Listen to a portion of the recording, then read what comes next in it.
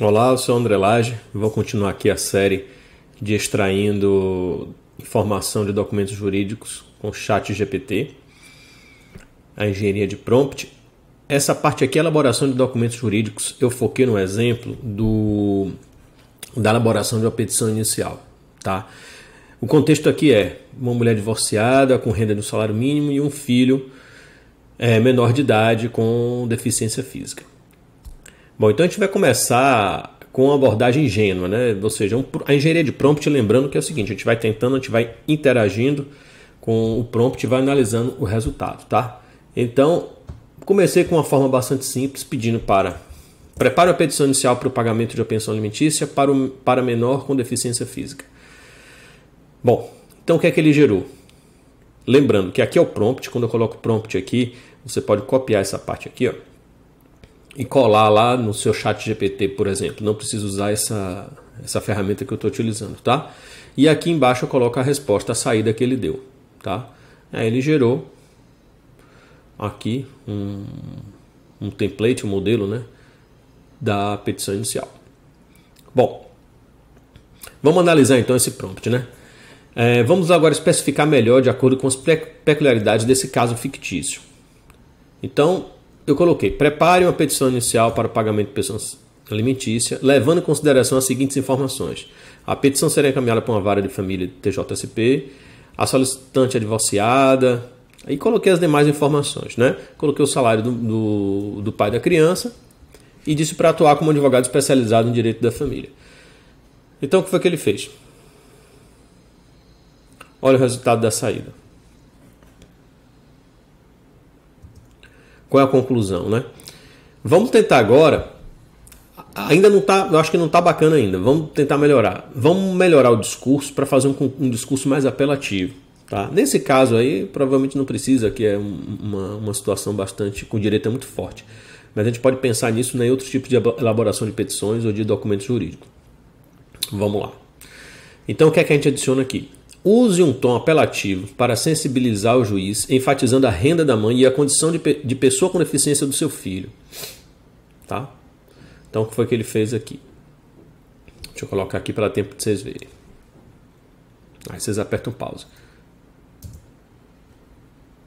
Opa, pera aí um momentinho.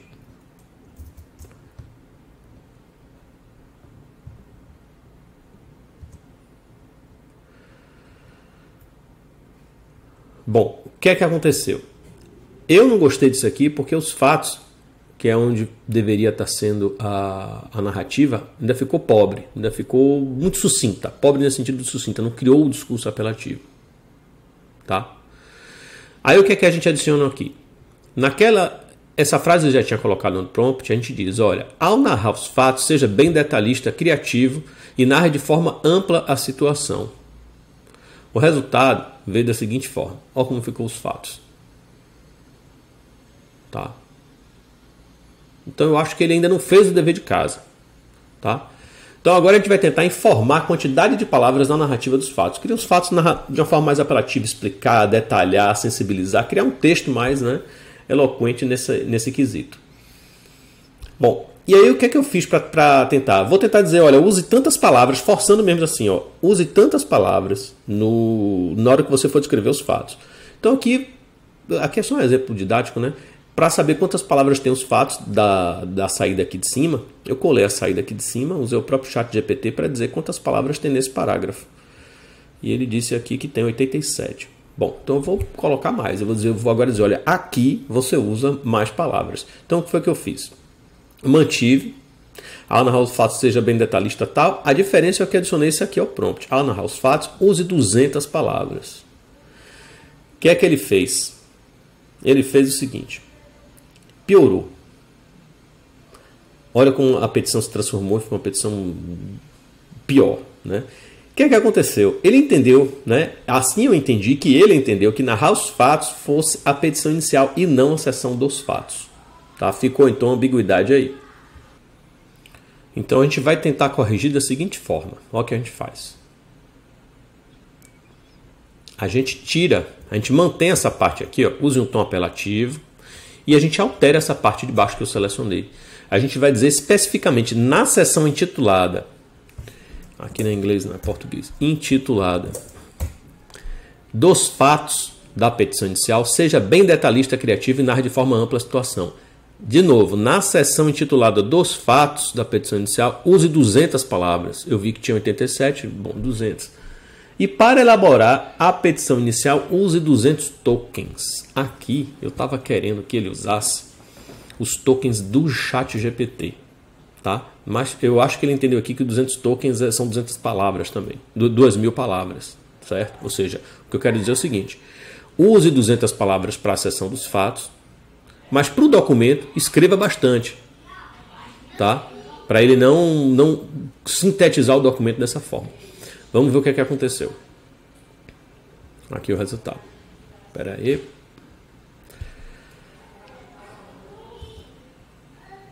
E do pedido. Bom, qual é a nossa conclusão até então, né? O ChatGPT não utilizou o limite de tokens, escreveu petições pequenas, né? A gente ficou tentando dizer para ele, olha, use o seu tamanho, porque é o seguinte, a gente tem que entender que o ChatGPT ele tem um limite de palavra que ele trabalha, que são 2.000 tokens. É como se fosse a quantidade de palavras, mas não é. Token é contado diferente. Tá? E eu vi que tinha uma tendência dele colocar menor. Por mais que eu dissesse use mais, escreva mais, ele tenta não usar mais tokens. Provavelmente por questão de desempenho, enfim. Que vai talvez deixar lento o sistema. Bom, a seção do direito foi preterida em relação à seção dos fatos. Então, assim, já que eu pedi tanta ênfase na seção dos fatos, a seção do direito ficou preterida. Aqui, ó. Olha como ela ficou. Então, como é que a gente faz? Diante dessa situação, né, provavelmente, em outros modelos, aí eu fiz o teste, ele seria melhor. Aí, antes de melhorar esse prompt, eu parei aqui, porque a API ele vai para o 3, né? É a API do 3 que eu estou usando aqui, esses exemplos, do GPT-3. Eu peguei o ChatGPT na interface web e copiei e colei o prompt, esse prompt aqui, usando o GPT-4. Tá? Olha o que é que ele fez, que ele deu como resultado.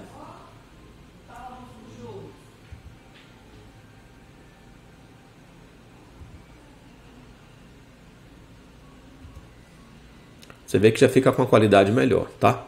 Então vamos voltar aqui para a nossa limitação tecnológica, que é o modelo GPT-3 que a gente tem utilizando para esse exemplo aqui. Faz de conta que não existe GPT-4 ainda. Então uma sugestão é dividir o problema em subproblemas. E isso vai valer para o GPT-4 também, nas limitações que você chegar para resolver o problema. Tá? Então vamos lá. Voltando. Eu tinha aqui... eu vou pedir para ele escrever apenas a seção dos fatos. Você agora vai preparar uma parte de uma petição inicial, não é a petição inicial toda, e apenas a seção dos fatos.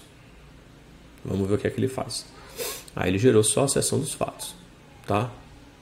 Ele ainda começou a escrever a petição inicial, ele não entendeu direito, mas ele, de certa forma, fez parte do dever de casa. O que é que a gente pode melhorar aqui? Qual foi a compreensão que eu fiz? Faltou especificidade. Vamos tentar ser mais preciso, né? Mais claro o que é que a gente quer. Tá? Então prepare, olha como eu mudei. Prepare a seção dos fatos. Antes estava como? Antes estava prepare uma parte de uma petição inicial. Agora eu digo, prepare a seção dos fatos da petição inicial. Beleza? Vamos ver agora o que é que ele fez. Agora ele fez a seção dos fatos. Tá? Então o que eu fiz com ele foi o seguinte. Olha, foca aqui, já que você não está conseguindo pensar num problema mais complexo como um todo, foca aqui nesse problema específico. Tá? Eu diminui o problema. E aí, né, ficou melhor. Vamos agora automatizar a criação das demais seções da petição inicial. Aí aqui, para quem programa, é um exercício bacana, quem está aprendendo a programar, que basicamente eu fiz o seguinte. E quem não programa, aí você vai entender um pouco agora o poder que dá, quando você domina alguma linguagem de programação, da automatização do processo. Eu escrevi aqui todas as seções em uma lista, tá? Essa linguagem de programação é Python. Eu escrevi 3 palavras, dos fatos, do direito e dos pedidos. E aí eu faço uma iteração. Para cada seção, para cada palavrinha dentro dessa lista, faça uma pergunta para o ChatGPT. Então ele vai fazer 3 perguntas para o ChatGPT. Sendo que aqui, em vez de eu escrever a seção que eu quero, eu botei, olha, vai ser a seção, vai ser quando ele for fazer 3 vezes, na primeira vez, aqui ele vai escrever dos fatos, na segunda do direito e na terceira dos pedidos. E ele fez assim, preparou o primeiro prompt, olha como ele já colocou dos fatos aqui, e aí fez a seção dos fatos, depois fez do direito, e fez aqui a seção do direito, olha como ela está maior, tá? Necessariamente, juridicamente, não necessariamente isso é melhor que escreva muito, tá? Às vezes é melhor escrever pouco, mas aí quem entende do direito aí vai poder moldar. Aqui é só um exemplo didático que você pode, da mesma forma que eu pedi seja detalhista, você pode dizer seja conciso. Pode ser o contrário, beleza? E dos pedidos está aqui, beleza? Vamos lá. Então, vamos analisar esse prompt. Ficou melhor, tá? Só que eu não gostei porque na seção do direito ele citou apenas o Código Civil. Cadê? Do direito. E eu queria que ele citasse também, salvo engano, ele não citou a Constituição. Eu queria que ele citasse também, enfim, outras normas pertinentes. Vou pedir para ele ser mais detalhista com relação à citação de normas jurídicas, tá? Então, a única diferença que eu mudei no prompt foi isso aqui, ó. Cite as normas jurídicas relativas ao pagamento de pensão alimentícia. E aí ele tem esse resultado aqui, para os fatos, tem o resultado do direito. Olha que ele já começa a fazer outras citações, e aqui tem um perigo enorme. É bom verificar, é bom não, temos que verificar se realmente essas citações estão condizentes. Se a gente começa a estressar o modelo, ou seja, a demandar demais coisas que ele não sabe ou não consegue fazer, na tentativa de realizar a tarefa, ele pode inventar. Então a gente tem que saber o momento que a gente para, no momento de pedir demais do modelo do que ele consegue fazer. Tá? Ou seja, se você começar a perguntar, a mandar citar ali, ele pode até fazer citação errada. Tá? Então aí você tem que fazer isso com muito cuidado. Beleza? Então aqui cabe aqui o profissional do direito analisar, fazer essa comparação, se realmente a citação foi adequada. E finalmente aqui dos pedidos, ele faz algumas citações, uma citação que provavelmente já tinha feito antes, enfim. Então analisando esse prompt agora. Conclusão, né? Inclusive para esse estudo de caso. O modelo GPT-3 tendeu a utilizar poucos tokens na sua resposta, ou seja, eu queria expandir a elaboração do meu documento jurídico.